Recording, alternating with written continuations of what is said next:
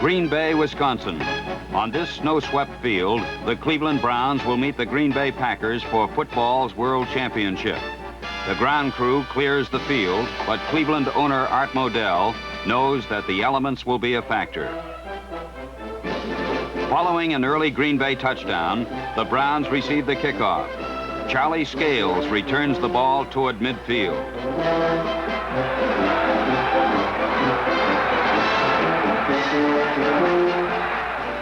On Cleveland's opening play, Frank Ryan sends Jim Brown downfield as a receiver. Brown makes a fine catch for a 30-yard gain.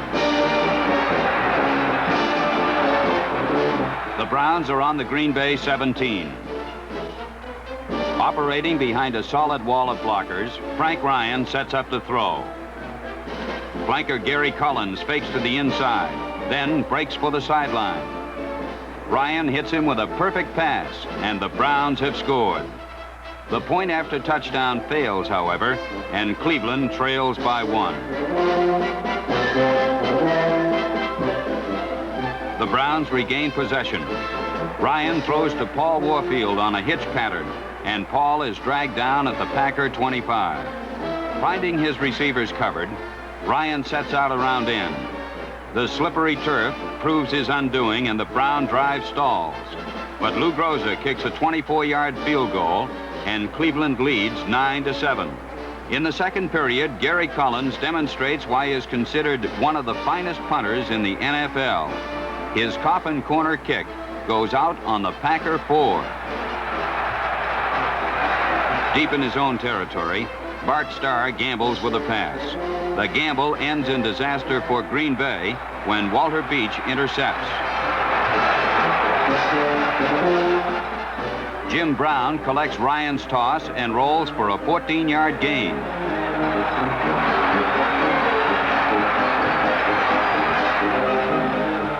When the ball pops from Ryan's grasp, another potential touchdown drive is foiled. On the next play, Groza converted a field goal, but the Browns trail at halftime 13-12. In the second half, the Green Bay Packers and the elements prove too much for the Browns. Paul Hornung slogs through the mud for a score, and the Packers go on to win football's World Championship 23-12. But these are the faces of determination. The determination that enabled the Cleveland Browns in 1965 to post the finest regular season one-loss record in the NFL. Since the Browns joined the NFL in 1950, they have won more games than any other team. The men you see have upheld this legacy of victory and fulfilled the tradition of the Cleveland Browns, a winning tradition.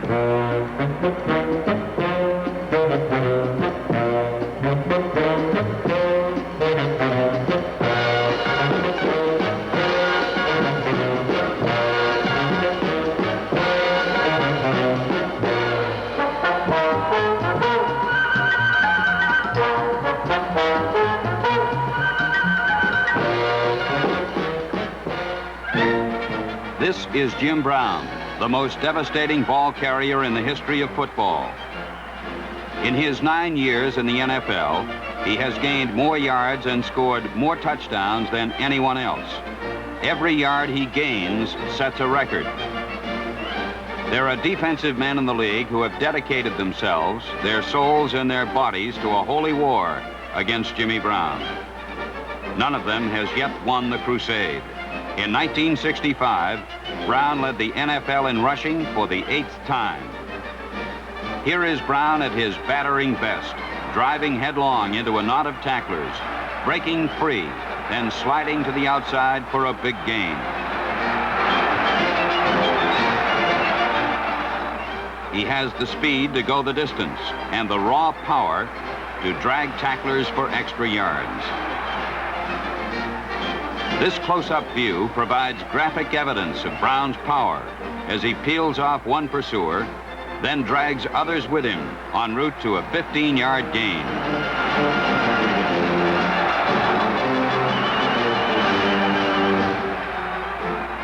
Gene Hickerson, Cleveland's fine guard, is part of Jim Brown's blocking convoy. Fierce John Wooten is another. Hickerson and Wooten demonstrate their value to the Cleveland ground game. Wooten eliminates a would-be tackler. Hickerson escorts Brown through the secondary, and a 24-yard gain is the result.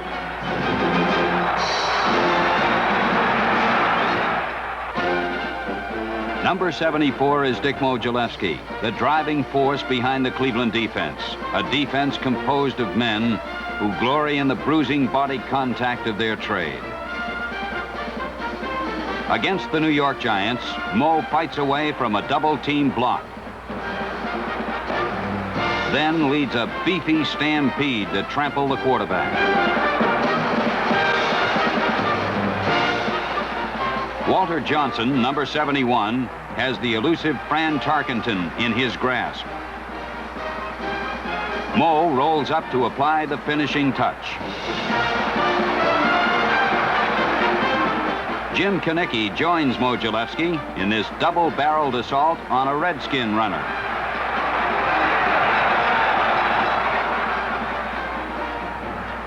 To the patrons of pro football, Paul Wiggin, number 84, is a defensive end who ranks with the best. Watch Wiggin, a durable 9-year veteran, shed 2 blockers and trip up Charlie Taylor of the Redskins.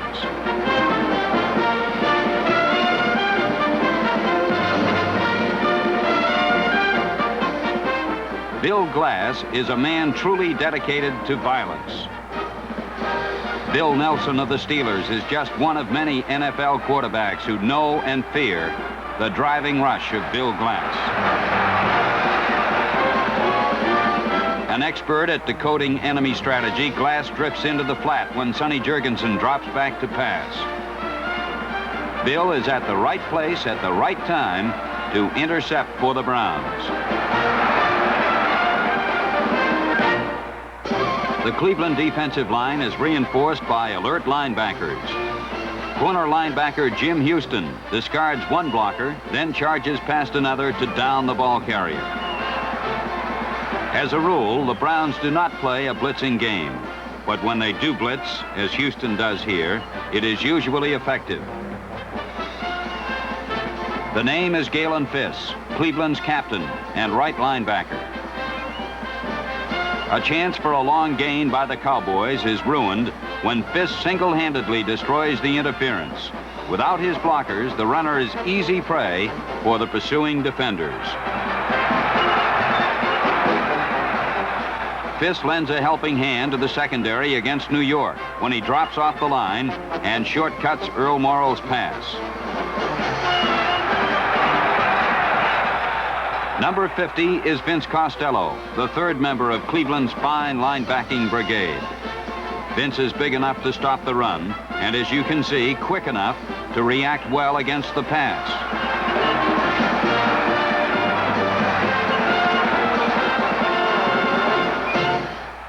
You've seen some of the elements that made the Cleveland Browns Eastern Division champions in 1965. The goal of wise football men is a balanced team, one that combines a knockout punch with the strength and cunning to counter an opponent's Sunday swings. This is the kind of team that wins titles, a team like the Cleveland Browns. So let's look at some of the significant games in Cleveland's drive to the Eastern title.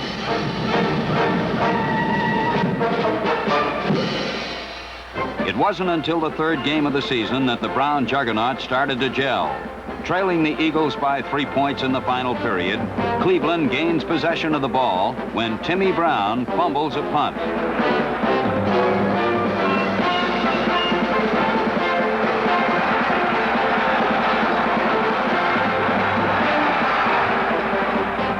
Jim Brown soars into the end zone, and Cleveland gains the lead, 21-17. Philadelphia takes the kickoff and moves to the attack, but Ross Buechner intercepts King Hill's toss, and it's destination goal line.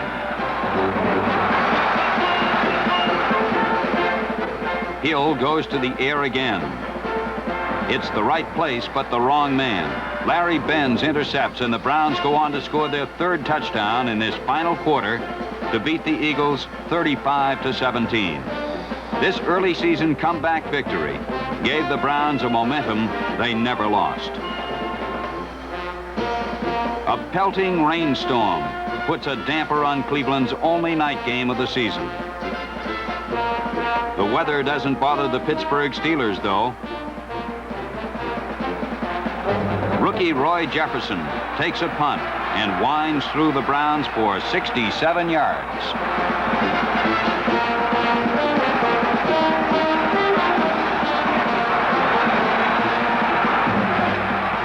Sidney Williams finally brings him down. Pittsburgh scores and leads by 2 points with just 3 minutes to play. Walter Roberts returns the kickoff to the 23-yard line.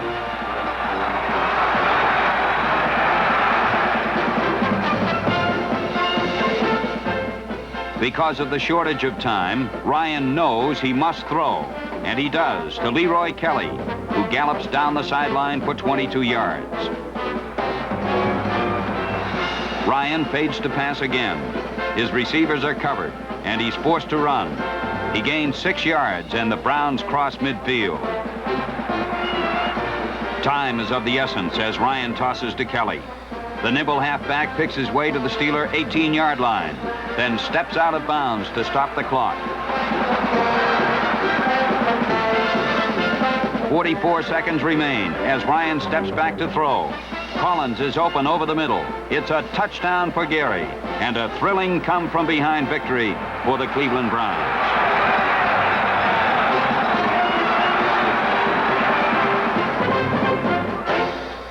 The New York Giants, Cleveland's archenemy, play host in fabled Yankee Stadium. Ryan sends his receivers sifting into the New York secondary.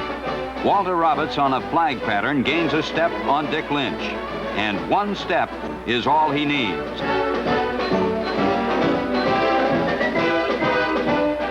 It's Browns 10, Giants 7. The slow-motion camera documents Cleveland's most effective play. A pitch out to Jim Brown. Dick Shafrath, Ernie Green, and John Wooten sweep Giant defenders from the path as Brown accelerates through heavy traffic.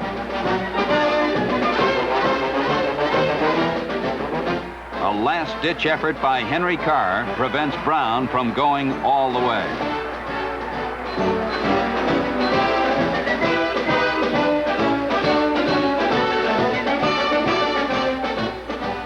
Ryan calls on Brown again, this time as a pass receiver. Brown spins and battles to the New York 5.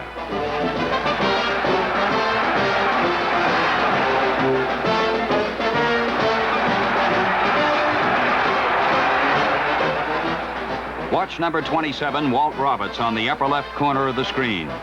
Having beaten Lynch once on a flag pattern, Roberts tries it again. Ryan lobs a soft pass over Lynch's outstretched hands. The Flea gathers it in, and Cleveland increases its advantage 17-7. What begins as an end sweep ends in a pass. Brown is on target to Gary Collins, who carries Jim Patton into the end zone. Green caps a fourth-quarter drive as the Browns take an undisputed first-place lead in the East. Cleveland Stadium will be the battleground as the league-leading Browns meet the explosive Philadelphia Eagles for the second time. Norm Snead hands off to Timmy Brown. The smooth-running halfback finds a hole over his left end and glides 54 yards to a touchdown.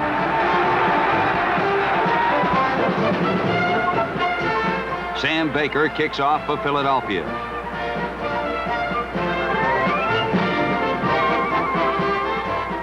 Walter Roberts takes the ball on his 2-yard line.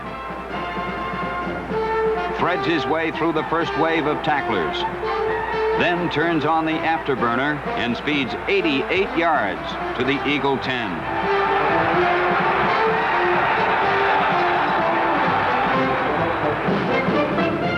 Ryan fakes to Brown, then pitches to Collins, and the game is tied. Snead forwards a pass intended for Timmy Brown. but rookie Dale Lindsay comes up with a timely interception.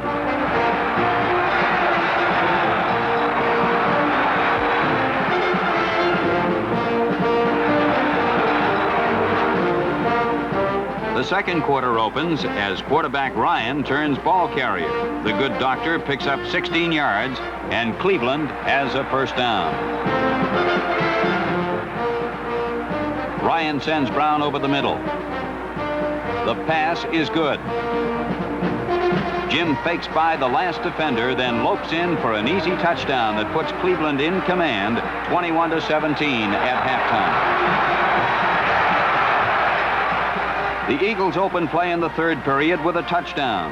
Snead throws to his All-Pro end Pete Retzlaff, and Philadelphia reclaims the lead. Much to the dismay of coach Blanton Collier. Cleveland retaliates as Ryan calls his most consistent pass play, the post pattern to Gary Collins.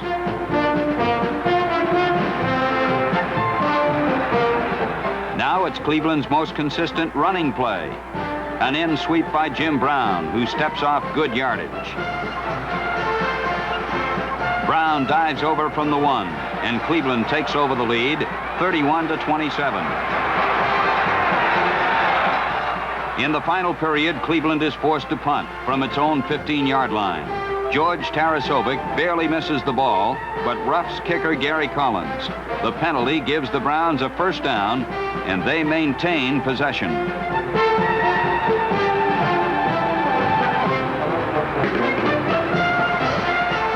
The penalty proves costly to the Eagles. Ryan directs an 80-yard march that ends in this touchdown pass to Collins, which ices the victory. Coach Blanton Collier knows that a win today against the Pittsburgh Steelers means the Eastern title for the Browns. Leroy Kelly is aware of this too. He gathers in Frank Lambert's punt, picks up a fine block, then steams by the Steelers on a stunning 56-yard touchdown return.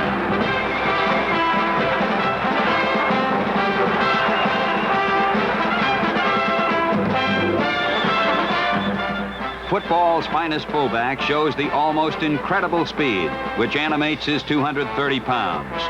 Brown is off on the year's longest run from scrimmage, 67 yards.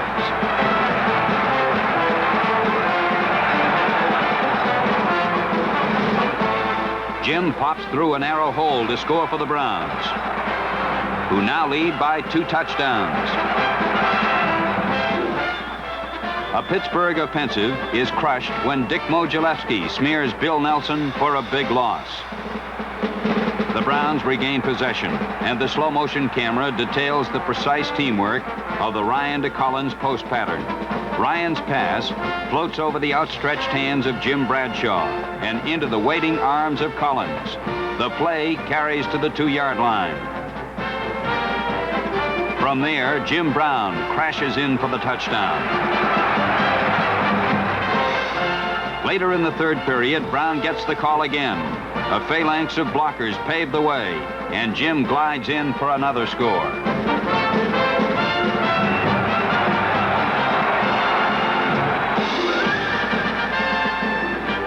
The final period sees a new face at quarterback, Jim Nanowski, but a familiar face in the end zone, Jim Brown, who tallies his 4th TD. The Browns crushed the Steelers 42-21, and a tired but proud Cleveland team has clinched its 2nd straight Eastern Conference crown. The Browns then jetted to Los Angeles and fell flat on their face in the mud. Los Angeles 42, Cleveland 7.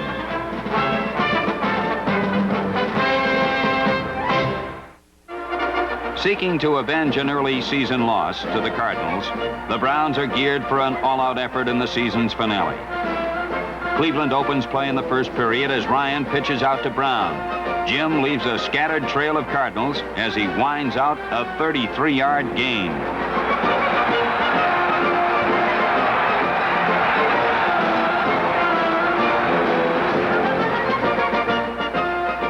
The Ryan to Collins duo puts the Browns on the board, this time on a down-and-out pattern.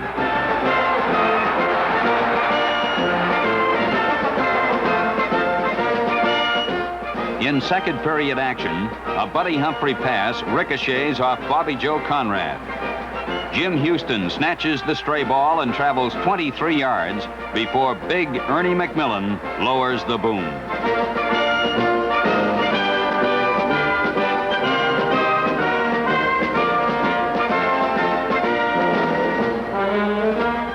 A flat pass to tight end Johnny Brewer is worth 8 yards and a first down.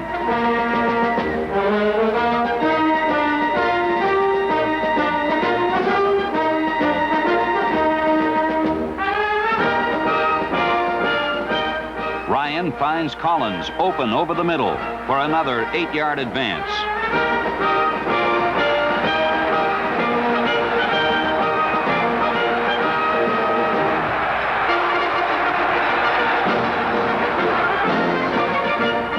Jim Brown handles the scoring chores, and Cleveland has a comfortable 14-point edge.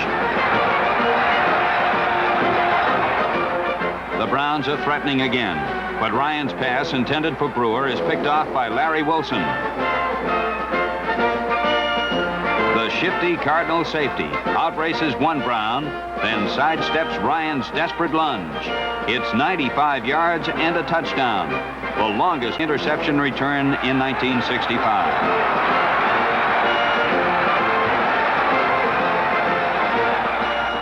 The resurgent Cards score again, and the game is tied. Then Terry Knopfsinger flips this pass to Bill Triplett for still another St. Louis tally, and the Cards take the lead 24-17 in the final period. But the Browns are best when the pressure is great and the time is short. Ryan to Brewer for a first down. Lou Groza, in his 19th year with the Cleveland Browns, contributes a 45-yard field goal to slice the Cardinal lead to 4 points. St. Louis stays on the ground to consume time. The hard-pursuing Cleveland defense throws Bill Triplett for a 6-yard loss and forces the Cardinals to go to the air. Knopfsinger throws for the first down, but Vince Costello diagnoses the play and intercepts. The Browns close the regular season in fitting style as Ryan fires to Tom Hutchinson for the game-winning touchdown. This victory concludes a season of success, a season of thrills and excitement, a season in which the Cleveland Browns maintained their winning tradition.